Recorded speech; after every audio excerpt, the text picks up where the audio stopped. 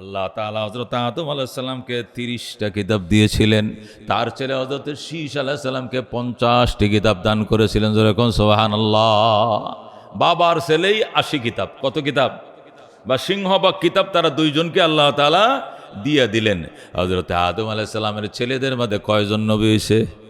কয়জন? একজন। আদম আলাইহিস সালাম বুড়ো হয়ে গেলেন, বৃদ্ধ হয়ে গেলেন। আল্লাহর নবী আদি পিতা আবুল বাশার হযরতে আদম আলাইহিস সালাম বুড়ো হয়ে গেলেন। হযরতে শীশ আলাইহিস সালামকে নিয়ে বসলেন।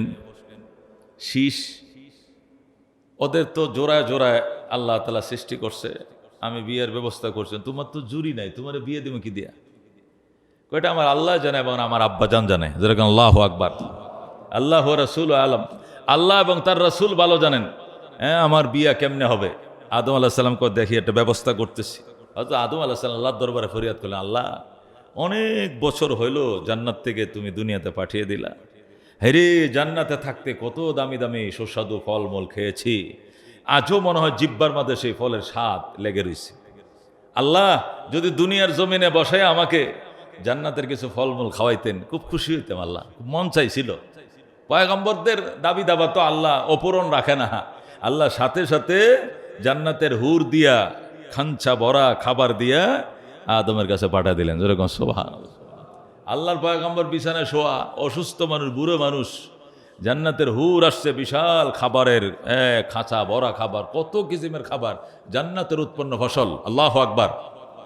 হযরত আদম আলাইহিস সালাম বলেন, মা তাহলে তোমার বাড়ি জান্নাতে না? কহা তা তো তুমি মানুষ না? না, আমি তো মানুষ না, আমি ফেরেশতা। আল্লাহু আকবার। কয় আমার খুব পছন্দ হয়েছিল তোমাকে, তোমাকে মন চাইছিল আমার শীষের সাথে বিয়ের ব্যবস্থা করার জন্য, কারণ আমার শীষের তো এই দুনিয়াতে কোনো জুরি নাই। এখন আল্লাহ তাআলার সাথে পরামর্শ করেন। আদম আলাইহিস সালাম আল্লাহ তাআলার থেকে পরামর্শ করলেন, অনুমতি পাইলেন, আদম আলাইহিস সালাম বিয়ের ব্যবস্থা করলেন। সুবহানাল্লাহ। এই ফলমূল দিয়েই অলিমার ব্যবস্থা হলো। ওই জান্নাতের হুরের সাথে হযরতে কি হলো? শীষের বিয়ে হয়ে গেল।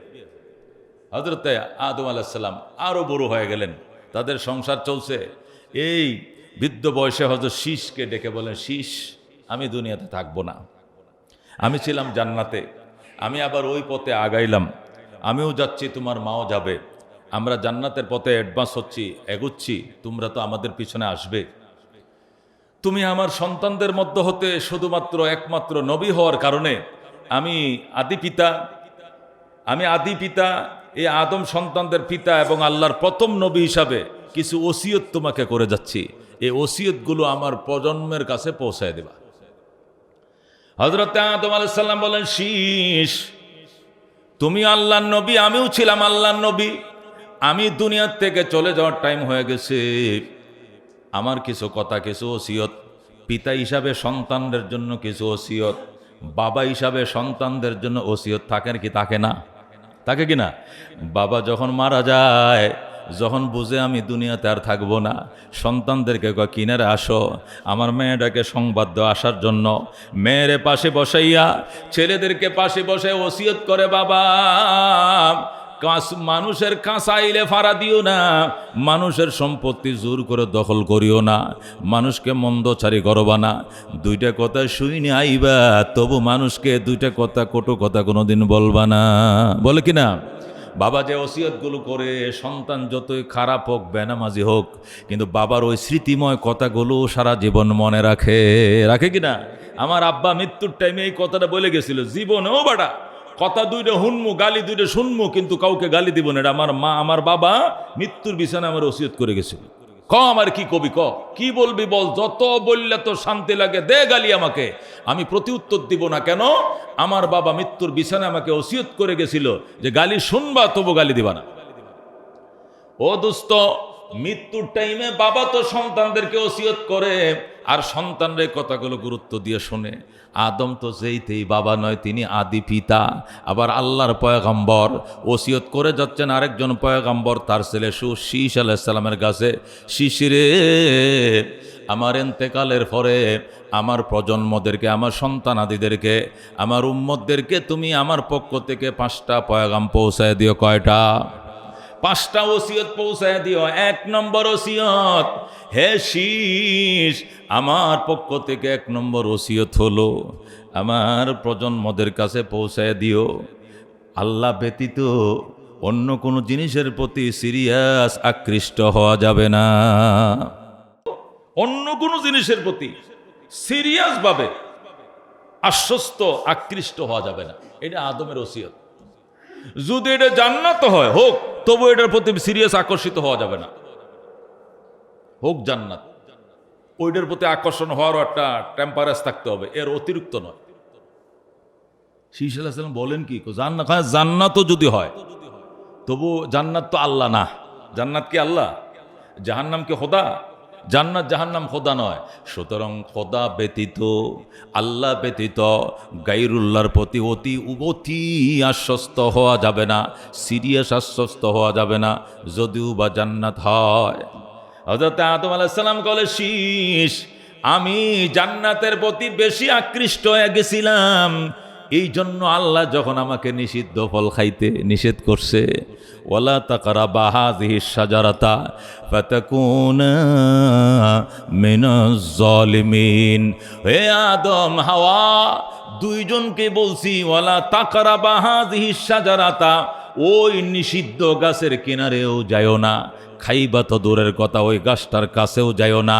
ফাতাকুনা মিনাজ জালিমিন, যদি যাও তাহলে দুইজনে জালেম অত্যাচারীদের অন্তর্ভুক্ত হয়ে যাইবা।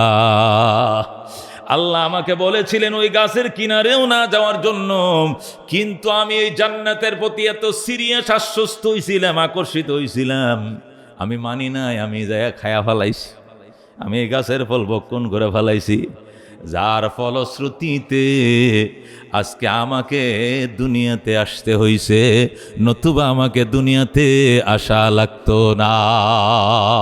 আল্লাহু আকবার। তাহলে কি বুঝাইলো আদম? বাবার ওসিয়ত মনে থাকবে?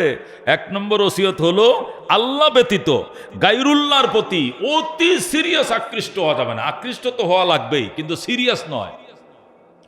স্বামী স্ত্রীর প্রতি আকর্ষণ তো স্বামীর থাকবেই, দলের প্রতি আকর্ষণ তো কর্মীদের থাকবেই, নেতার প্রতি আকর্ষণ তো থাকবে রে দোস্ত, সম্পদের আকর্ষণ থাকবে, চাকরি বাকরি ব্যবসা বাণিজ্য অর্থ করির প্রতি আকর্ষণ তো থাকবেই, কিন্তু এমন সিরিয়াস আকর্ষণ নয় নিজেকে বিভ্রান্ত করে ফেলে।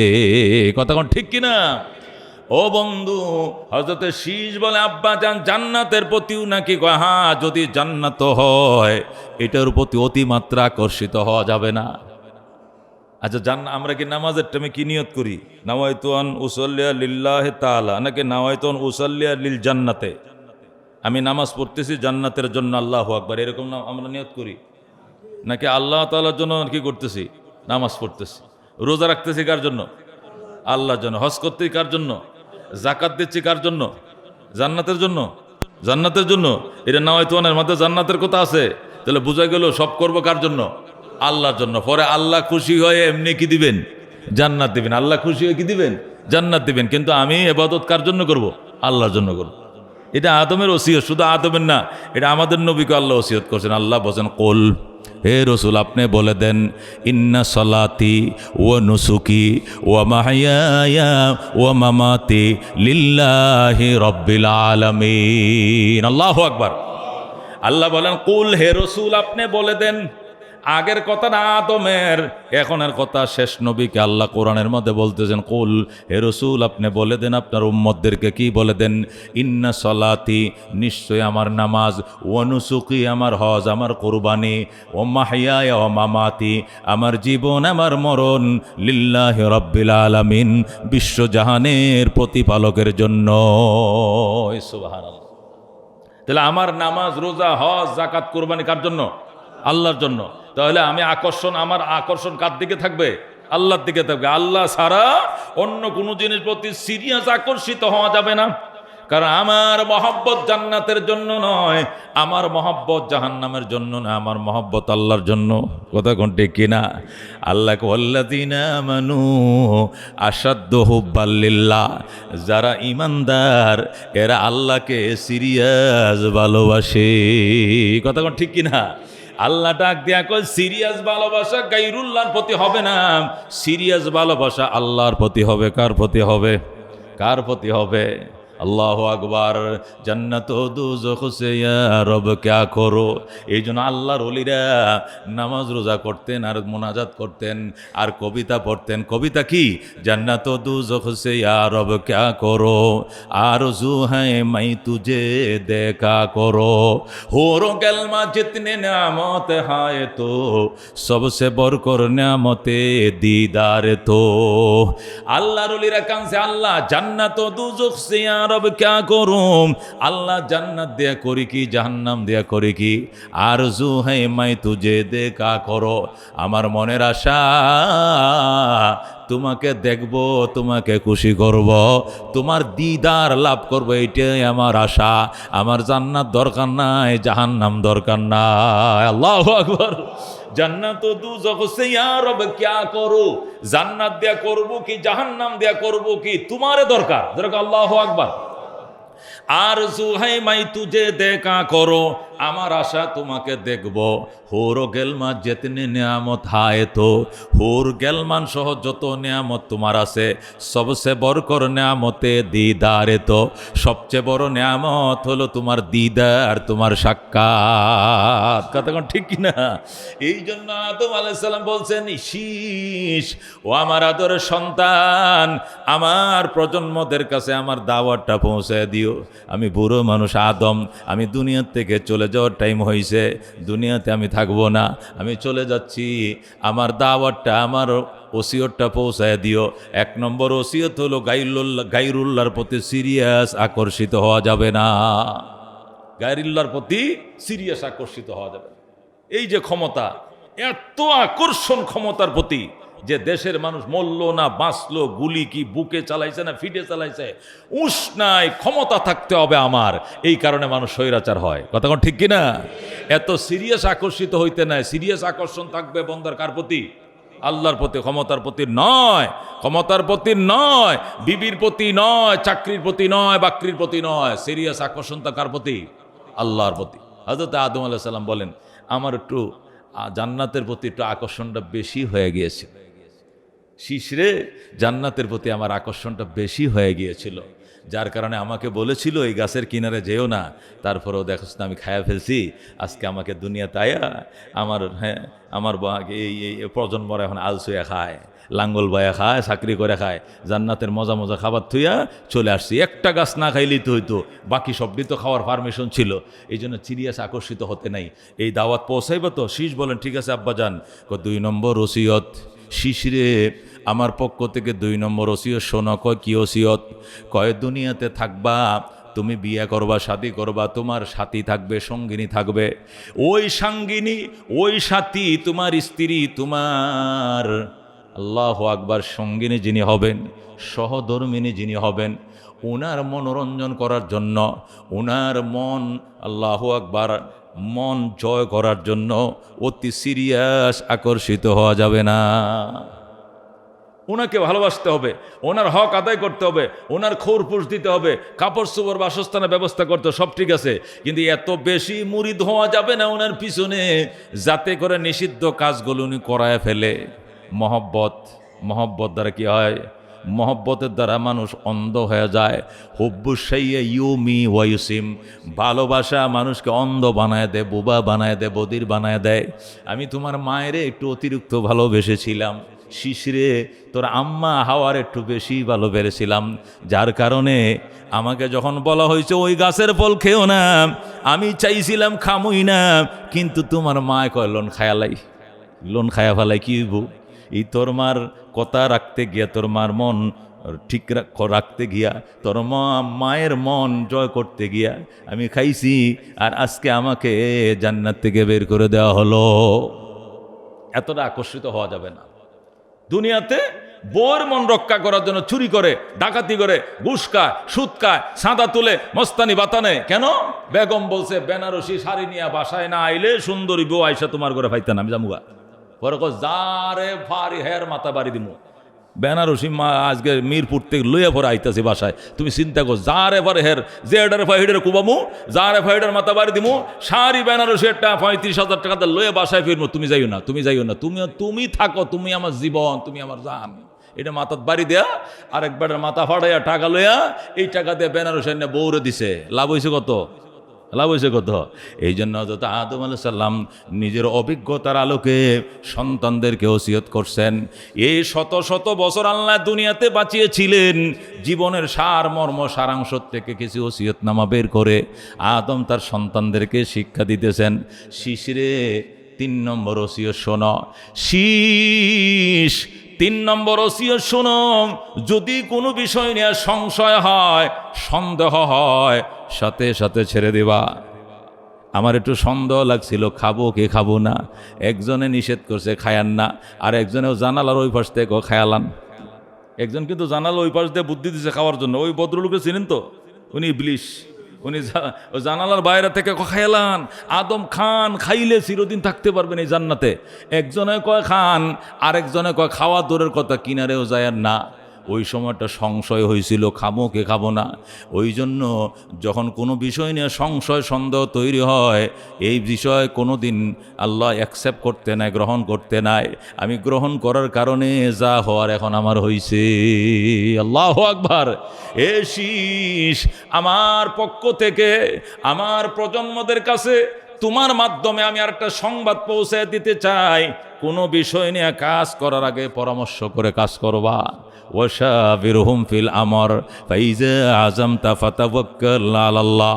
হে শীষ, আমি বাবার পক্ষ থেকে তুমি প্রজন্মদের কাছে আমার সংবাদ পৌঁছায় দিও, যে কোনো সিদ্ধান্ত নেওয়ার আগে পরামর্শ করার জন্য। আমাকে যখন আল্লাহ বলছিল গাছের কিনারে যেও না, আর ইবলিশ আমারে বুদ্ধিতে যান, ওই সময় যদি আমি ফেরেশতাদেরকে ডাকতাম, ডাইকা বলতাম জিবরাইল রে, একজনে খাইতে কয় আরেকজনে মানা করে, তুই কি কস? তুই তো ফেরেশতা, তুই তো আসমানের সংবাদ নিয়ে আমার কাছে যাতায়াত করো। আমি তোমার থেকে সঠিক পরামর্শ নিতে চাই, এখানে কোনটা করলে ভালো, খাইলে ভালো হয় না না খাইলে ভালো হয়। ফেরেশতারা অবশ্যই আমাকে বারণ করতো, নিষেধ করতো, আমি খাইতামও না, গলায় রশিও লাগতো না, কিন্তু ওই সময় পরামর্শ আমি করি নাই। আজকে যা হওয়ার হয়েছে, আমি জান্নাত থেকে বিতাড়িত।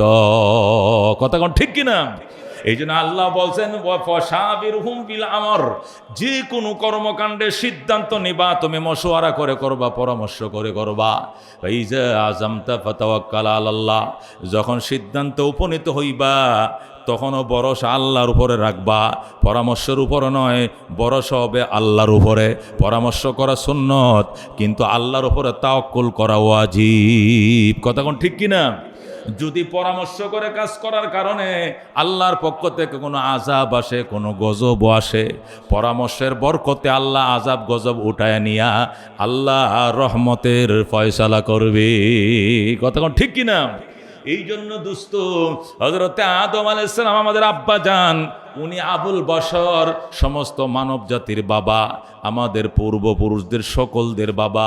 উনি আল্লাহর পয়গম্বর, উনি প্রথম নবী, সমস্ত নবীদের বাবা, সমস্ত আদম সন্তানের বাবা।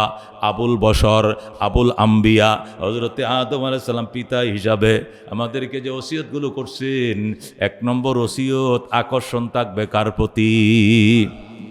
গায়রুল্লাহর প্রতি কোনো আকর্ষণ থাকবে না, একমাত্র আকর্ষণ থাকবে আল্লাহর প্রতি। আল্লাহর ওলিরা যারা একদম উচ্চ স্থান অর্জন করছেন, একবারে আল্লাহ তাআলার একবারে নৈকট্যতা সিরিয়াসভাবে যারা লাভ করছেন, এদের অবস্থা তো বললে আপনারা অবাক হয়ে যাবেন। এরা তো অসুস্থ হলে চিকিৎসাও করে না। কে আর চিকিৎসা করবো কেন? আল্লাহ পছন্দ করে আমার রোগ দিছে, তা আমি যদি চিকিৎসা করি তাহলে তার রোগের বিরুদ্ধে জেহাদ ঘোষণা, মানে আল্লাহ সিদ্ধান্তের বিরুদ্ধে জেহাদ ঘোষণা আমি করবো না। আমি ওষুধ খাবো না।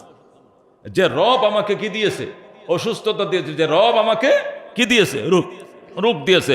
ওই রব আমাকে বিনা মেডিসিনে সুস্থ করতে পারে। আমি কি খাবো না? ওষুধ খাবো না। আমি কার উপরে আছি? আল্লাহর উপরে। আমি আল্লাহর উপরে ভরসা করে আছি। যারা এই পর্যায়ে, কিন্তু আল্লাহর হাবিব সাল্লাল্লাহু আলাইহি ওয়াসাল্লাম আমাদের নবী বলছেন, এই তাওয়াক্কুলের মর্যাদা কোটি মানুষের মধ্যে 2-1 জন অর্জন করতে পারে, সবাই তো পারো না। এই জন্য তোমাদের জন্য আমি সিস্টেম করে দিয়ে গেলাম, অসুস্থ হলে চিকিৎসা করবা। চিকিৎসা করা কি সুন্নত, এটা ফরজ না। কেউ যদি না করে তাও পারে, তবে চিকিৎসা করা সুন্নত। এটা করলে কোনো ইমানের কোনো ক্ষতি হবে না। তবে শর্ত হলো এটা, আস্থা তোমার আল্লাহর উপরে থাকবে, মেডিসিনের উপরে নয়। মেডিসিন তোমাকে সুস্থ করবে না, সুস্থ করবে কে? তাবিজে তোমাকে সুস্থ করবে না, সুস্থ করবে কে? হোমিও তোমাকে ভালো করবে না, ভালো করবে আল্লাহ। এলিপতি তোমাকে ভালো করবে না, ভালো করবে আল্লাহ। এমআর খান তোমাকে সুস্থ করবে না, সুস্থ করবে কে? এই ভিত্তিতে তাবিজ দেওয়া যায়, ওই ভিত্তিতে মেডিসিন খাওয়া যায়, ওই ভিত্তিতে ডাক্তার দেখানো যায়, মেডিসিন কিনাও যায়। আর যদি কেউ মনে করে রোগ আমি ডাক্তার দেখাইলে আমি সুস্থ হয়ে যাব, ডাক্তার আমাকে ভালো করবে, এলোপ্যাথি হোমিও আমাকে ভালো করবে, আয়ুর্বেদিক আমাকে ভালো করবে, তাবিজ আমাকে ভালো করবে, এরকম বিশ্বাস যদি থাকে তো তাবিজ যেরকম হারাম, হোমিও খাওয়া হারাম, এলোপ্যাথি খাওয়া হারাম। যদি বিশ্বাস থেকে মেডিসিনের প্রতি, বিশ্বাস কার প্রতি থাকতে হবে? কার উপর থাকতে হবে? হযরত আদম আলাইহিস সালাম ওসিয়ত পয়গম্বর হিসাবে, আবার আমাদের বাবা হিসাবে, এটা মুসলমান নয় সমস্ত জাতি মানার দরকার। কতক্ষণ ঠিক কিনা? কারণ আমাদের নবীকে সবাই মানে না, হিন্দুরা মানে না, বৌদ্ধরা খ্রিস্টানরা মানে না, কিন্তু আদম যে বাবা এটা তো সবাই মানে। আদম যে বাবা লাগে এটা হিন্দুরাও মানে, আদম যে আমগো বাবা এটা বৌদ্ধরাও মানে, বৌদ্ধদেরও বাবা, হিন্দুদের বাবা, খ্রিস্টানদের বাবা। সুতরাং আজকের ওসিয়তটা এমন জায়গার থেকে করলাম যারা পৃথিবীর সমস্ত জাতিকে মানা ওয়াজিব। কতক্ষণ ঠিক না বে ঠিক? ছিলাম জান্নাতে। কোথায় ছিলাম? যাব ইনশাআল্লাহ জান্নাত। আমরা ওই রাস্তায় চলছি। আল্লাহ তৌফিক দেখ, যেরকম আমিন। আল্লাহ কবুল করেন, যেরকম আমিন। আমরা জান্নাতে ছিলাম, আবার কোন দিকে রওনা হয়েছি? মাঝখানে ওয়াইটিং রুমে এ দুনিয়াতে মুসাফির অবস্থায় আসি আর কি। রসুল বলেন, কুন ফিদ দুনিয়া কাআন্নাকা গরীব, কুন ফিদ দুনিয়া কাআন্নাকা গরীব আও আবিরু সাবিল। আল্লাহর হাবিব বলেন, দুনিয়াতে থাকো যেন তুমি একজন মুসাফির। গরিব মানে মুসাফির। আও আবিরু সাবিল, অথবা পথিক, রাস্তা অতিক্রান্ত করছো। যাচ্ছি বরিশাল, যাচ্ছি উত্তরবঙ্গে, যাচ্ছি সিলেট, রাস্তায় রাত হয়ে গেছে, গাড়ি আর পাওয়া যায় না, তো এক জায়গায় ছিলাম। ওইটা হলো মুসাফির। আবিরে সাবিল, আমরা রাস্তা অতিক্রমকারী, যাত্রা বিরতি দানকারী। আল্লাহর হাবিব বলেন, দুনিয়াতে থাকো যাত্রা বিরতি দানকারীর ন্যায়, মুসাফিরের ন্যায়। কারণ তোমার বাড়ি এখানে নয়, যেখানে ছিলা বাবা মার পিঠে করে এখান থেকে দুনিয়াতে এসছো। বাবা মা আবার বরজখের জগতে আছে, সেই জান্নাতের পথে আছে, তুমিও তার পিছনে পিছনে তার পিছনে চলো। বাবা মায়ের পিঠে করে আমরা দুনিয়াতে আসছিলাম। কথা কোন ঠিক কিনা? কোনো কারণে আল্লাহ আমার বাবাকে, আমার মাকে, আমার বাবার নাম কি? হযরতে আদম। বাবার নাম কি? মায়ের নাম হযরতে হাওয়া আলাইহিস সালাম। হযরত আদম হাওয়ার পিঠে করে বাবা মার সঙ্গে দুনিয়াতে এসেছিলাম। বাবা মা আমাদেরকে রেখে চলে গেছেন, আমরাও সেই পথেই দুনিয়ার জিন্দেগি কাটায় আবার তাদের পথে সামনে আগাবো। কতক্ষণ ঠিক কিনা? এই জন্য আমরা মুসাফির। আমাদের বাড়ি ছিল জান্নাতে, এসেছিলাম কোনো কারণে, আবার যেতে হবে জান্নাতে। ক্ষণিকের জন্য ওয়াইটিং রুমে আসি। মাতৃভূমিকে কোনো অবস্থাতে ভুললে চলবে না, ঠিক কিনা? আল্লাহর ওলি বলেন, মুসাফির হার কুজা বাসদ ওতন রায়া দেমি দারদ। মুসাফির হার কুজা বাসদ ওতন রায়া দেমি দারদ, কে বুলবুল দর কফস বাসদ চমন রায়া দেমি দারদ। সুবহানাল্লাহ। আল্লাহর ওলি বলেন, মুসাফির হার কুজা বাসদ, মুসাফির মানুষ যেখানে বসবাস করুক না কেন, ওতন রায়া দেমি দার হচ্ছে মাতৃভূমিকে মনে রাখে। মুসাফির ওমান গেছে, কাতার গেছে, কুয়েত গেছে, ইটালি গেছে, যেখানেই যত উন্নত দেশে থাকুক না কেন, তার মাতৃভূমি, এই গরিব দেশ, মাতৃভূমির কথা সে বলতে পারে না। সারাদিন কাজের কারণে ফোন করতে পারে না। এই রাত্রে বিছানা শুয়ে আগে মার সাথে কথা কই, আগে বউর সাথে কথা কই, সন্তানের সঙ্গে কথা বলি। সারাটা দিন হলো বাংলাদেশে কথা হয় না, ঠিক কিনা? সন্ধ্যার পরে কথা শুরু হয়েছে। মা কই, কিরে ফুত, সারাটা দিন গেল অপেক্ষায় ছিলাম, তুই ফোন দিলে না যে? মা 12 ঘন্টা ডিউটি, এক পায়ে দাঁড়ায়া সূর্যের নিচে, খোলা আকাশের নিচে কনস্ট্রাকশনের ডিউটি করি রে মা, ফোনটা হাতে নেওয়ার সুযোগ নাই। কোম্পানির মালিক সিসি ক্যামেরা লাগায় রাখছে, কাজের টাইমে ফোন করলে চাকরি নট হয়ে যাবে। এই জন্য মা কথা বলতে পারি না। এই সন্ধ্যার পরে বাসায় আসছি, গোসল করছি মা, এখনো মুখে আহার দেই নাই রে মা, তোমার সঙ্গে আমি আগে কথা কই। দোস্ত, একে বলে মাতৃভূমি। এই জন্য কবি বলেন, মুসাফির হার কুজা বাসদ, মুসাফির যেখানে থাকুক না কেন, ওতন রায়া দেমি দারদ, সে মাতৃভূমিকে সবসময় স্মরণ রাখে। কে বুলবুল দর কফস বাসদ, চমন রায়া দেমি দারদ। বুলবুল পাখি পিঞ্জারার ভিতরে থাকে, খাঁচার ভিতরে থাকে, তবু গো সে তার মাতৃভূমি বাগবাগানকে ভুলে না। বুলবুল পাখিরে স্বর্ণের পিঞ্জারার মধ্যে রাখছেন, একটা বাটির মধ্যে দুধ, আরেকটার মধ্যে কলা, আরেকটার মধ্যে ধান, আরেকটার মধ্যে গম, ওরা যে আইটেমগুলো খায় এগুলো দিয়ে পিঞ্জারা ভরে রাখছেন। তারপরেও তার শান্তি নাই। ওই পিঞ্জারার ফাঁক দিয়ে মুখ বের করে, এদিক দিয়ে মুখ বের করে, ওদিক দিয়ে বের করে, ওদিক দিয়ে বের করে। কেন? আমার যতক্ষণ পর্যন্ত আমি মাতৃভূমিতে না যাব, এ দুধ কলায় আমার মনে শান্তি নাই। কারণ এই পিঞ্জারা এটা আমার মাতৃভূমি না, এই স্বর্ণের খাঁচা এটা আমার মাতৃভূমি না। আমার মাতৃভূমি হলো অরণ্যভূমি। আল্লাহু আকবার। আমারে ছেড়ে দাও, দুধ লাগবে না, কলা লাগবে না, ছেড়ে দাও, আমি অরণ্য ভূমিতে চলে যাই, আমি আমার সাথীদের কাছে ফিরে যাই, দুধ লাগবে না, কলা লাগবে না, তবু আমি শান্তি। কথা কোন ঠিক কিনা? আল্লাহর ওলি বলেন, আমরা মুসাফির, যত সুখ শান্তি পদ পদবী পোস্টের মালিক হই না কেন, 24 ঘন্টা মনে রাখতে হবে আমি মুসাফির, আমি জান্নাতের মেহমান। ঠিক কিনা? এখানে মন লাগানো যাবে না। এই জন্য হযরত আদম আলাইহিস সালাতু ওয়াস সালাম আল্লাহর প্রথম নবী। আদম কি প্রথম নবী? আবুল আম্বিয়া, সমস্ত নবীদের বাবা। আবুল বশর, সমস্ত মাখলুক, মানে বশর মানে মানব জাতি, সমস্ত মানব জাতির বাবা, সমস্ত নবীদের বাবা, আদি পিতা। কি পিতা? আদি পিতা হযরতে আদম আলাইহিস সালাম জান্নাত থেকে ক্ষণিকের জগতে দুনিয়াতে অস্থায়ী সময়ের জন্য এসেছিলেন। অস্থায়ী সময়ের জন্য তিনি যখন আসলেন, তিনার পিঠে করে আমরা সবাই দুনিয়াতে চলে আসলাম। বাবাজানের সাথে আমরা চলে আসলাম। উনি হায়াতে জিন্দিগি কাটিয়ে আবার জান্নাতের পথে রওনা দিয়ে দিয়েছেন। মধ্যপথে আসেন, বরজখের জগতে আসেন। আমরাও সেই পথের পথিক।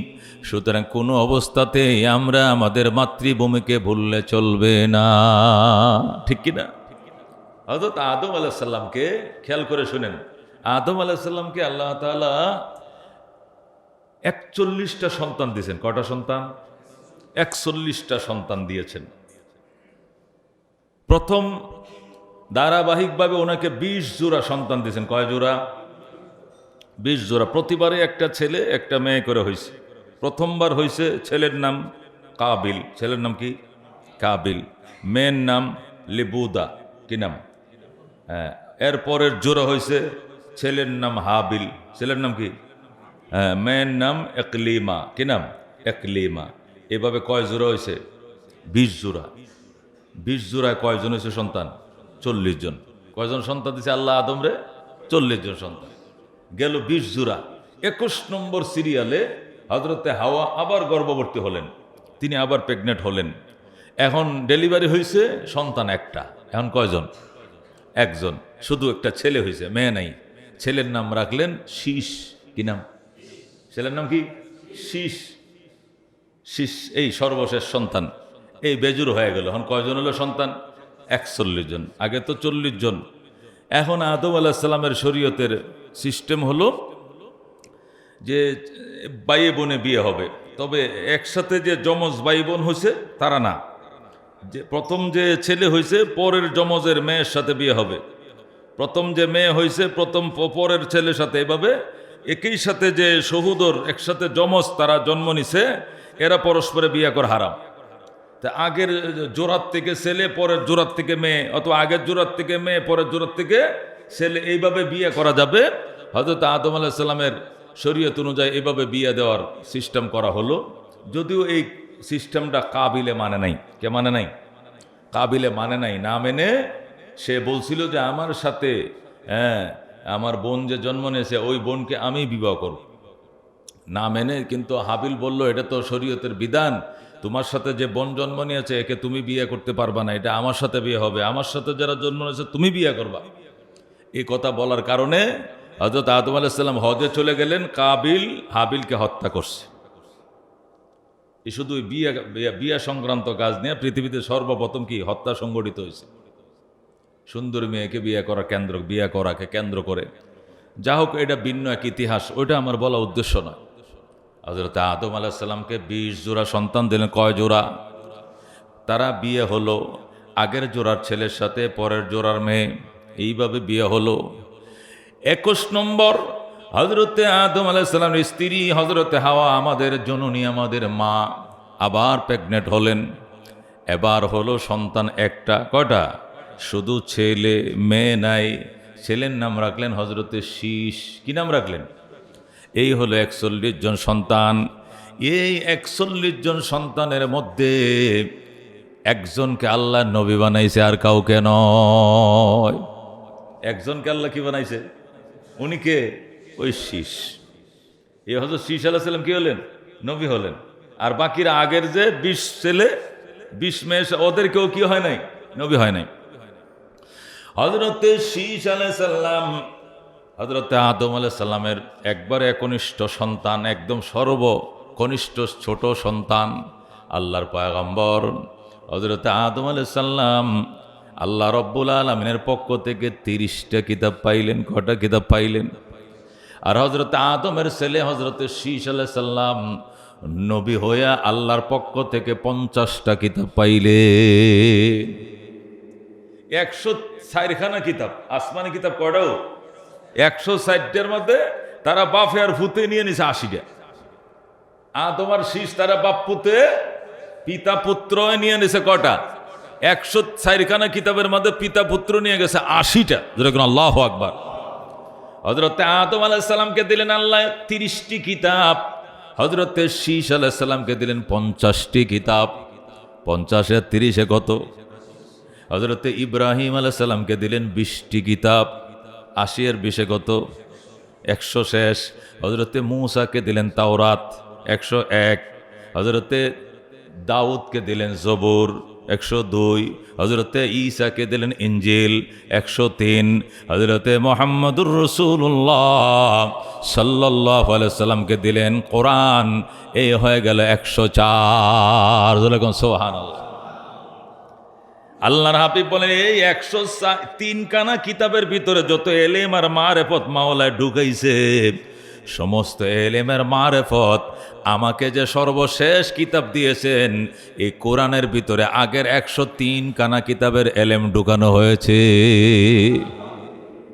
এই জন্য আমি ইলমুল আউয়ালিন এবং আখিরিনের মালিক। আল্লাহ আমার পৃথিবীর শুরু থেকে শেষ পর্যন্ত যত ইলম দান করা হয়েছে, আমি একলা নবীকে এত ইলম দান করা হয়েছে। যেরকম সুবহানাল্লাহ।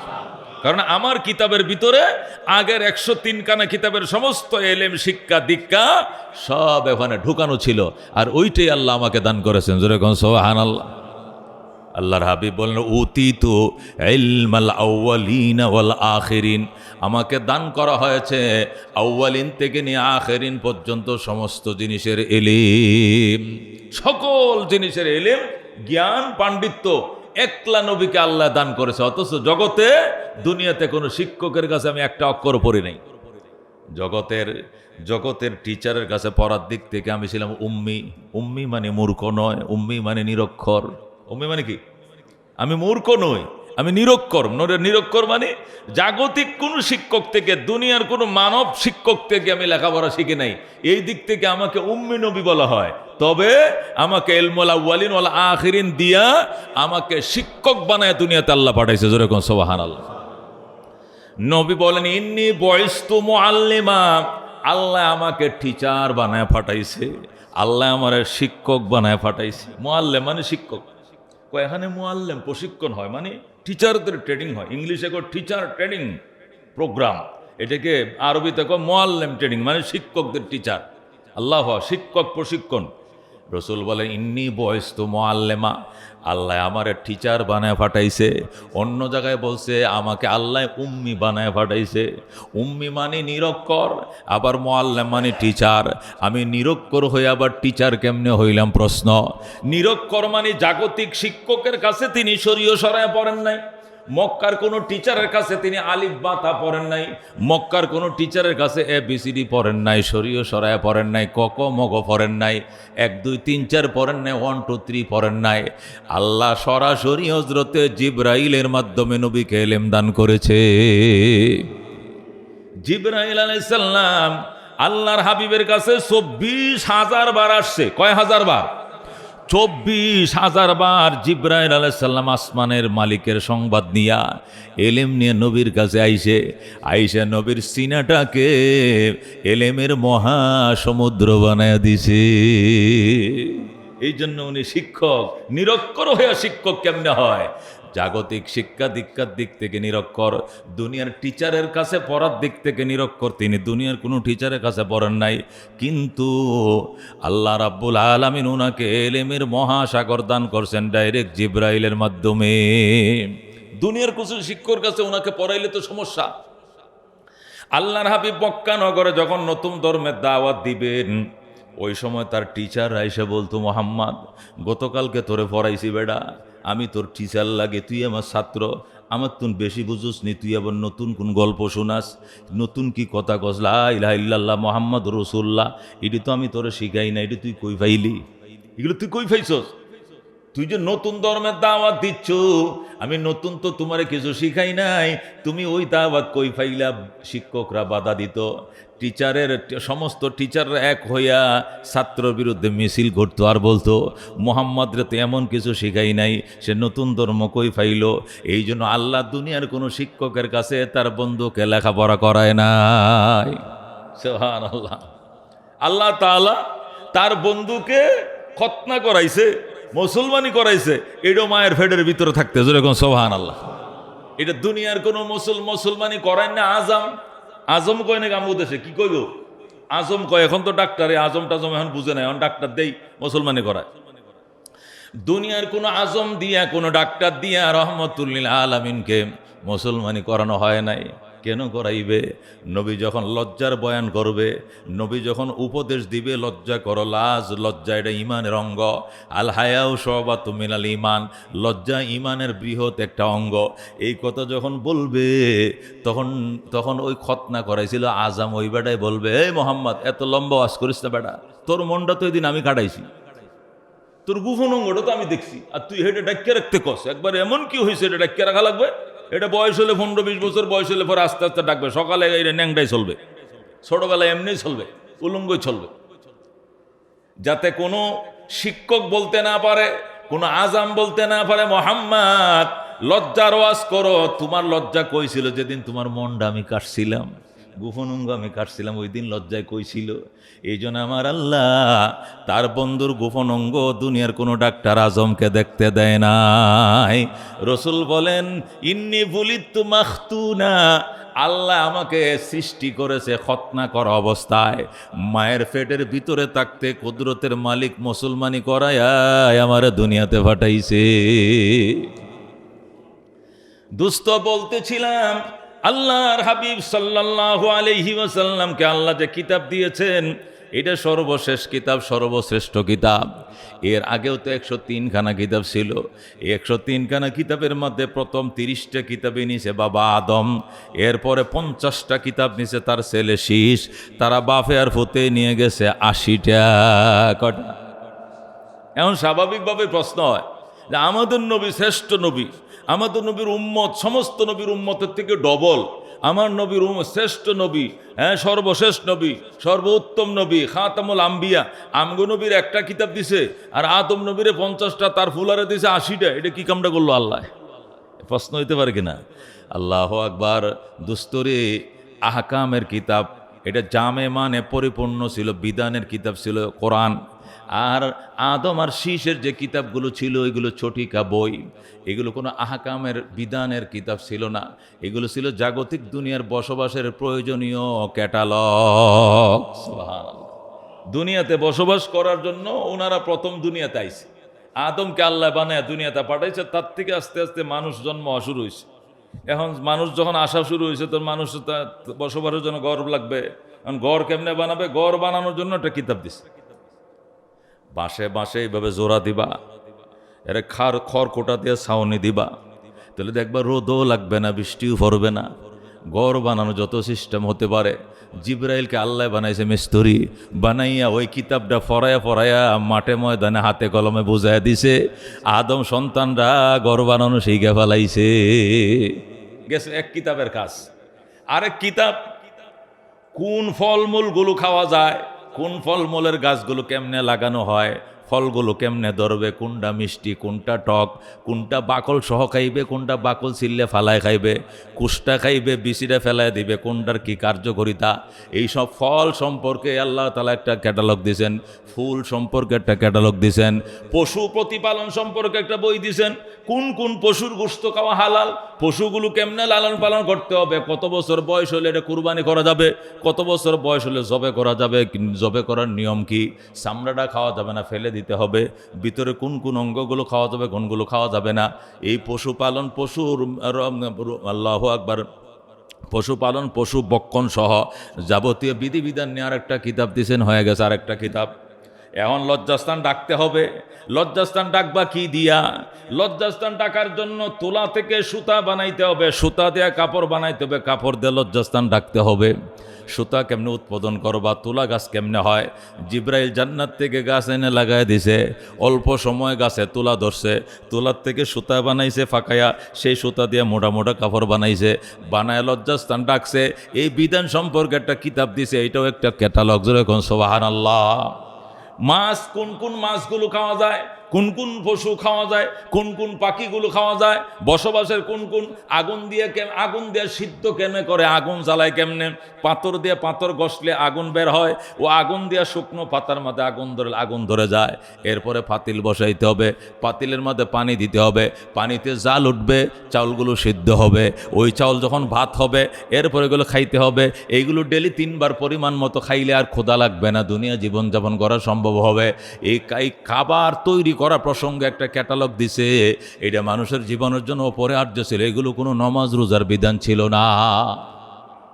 এইভাবে ক্যাটালগ দিয়া, যেহেতু পৃথিবীর শুরু, মানব জাতিরও শুরু, আদম আলাইহিস সালামের জামানায় তার সন্তানাদি কম ছিল, শীষের জামানায় আদমের আওলাদ পর্যন্ত নাতি ফতি যা আছে দুনিয়া আরও ভরে গেছে। এই জন্য আরও প্রয়োজন ছিল বেশি ক্যাটালগ, এই জন্য ওনাদের জামানায় ক্যাটালগ আসছে বেশি। এরপরে হয়ে গেল মহাপ্লাবন, হযরত নূহ আলাইহিস সালামের জামানায় আবার পৃথিবী আবার পানির থেকে জাগার পরে আবার নূহ আলাইহিস সালামের সন্তান হাম, সাম, ইয়াফেজ, এই 3 সন্তান নিয়ে যখন আবার পৃথিবীতে মানুষের বসবাস শুরু হলো, আবার নতুন করে বিধানের প্রয়োজন হলো। এই জন্য হযরত ইব্রাহিম আলাইহিস সালামকে আবার দিলেন 20টা কিতাব। কটা কিতাব দিলেন? কারণ আদমের সন্তান তো সব মরে শেষ, নতুন করে আবার নূহ আলাইহিস সালামের প্লাবনের পরে নতুন করে মানুষ জন্মায়া দ্বিতীয় আদম হযরত নূহর দ্বারা আবার পৃথিবী আল্লাহ ভরাইলেন। আগের কিতাবাদি যা ছিল সব পানিতে পুরে সব ছাই হয়ে গেছে। ওই আসমানি কিতাবগুলো মুখস্থ করা সম্ভব হয় নাই। একজনে কি কয়েকশো 80টা 90টা কিতাব মুখস্থ করতে পারবে? এগুলো পানিতে সব নষ্ট হয়ে গেছে। এরপরে হযরত ইব্রাহিম আলাইহিস সালাম জামানায় আল্লাহ তাআলা আরো 20টা কিতাব দিলেন। যেরকম সুবহানাল্লাহ। ঠিক, আল্লাহ রাব্বুল আলামিন আমাদেরকে আমল করার তৌফিক দান করুক, আমিন। ওয়া আখিরু দাওয়ানা আলহামদুলিল্লাহি রাব্বিল আলামিন। যারা সুন্নত পড়েন 4 রাকাত সুন্নত পড়েন।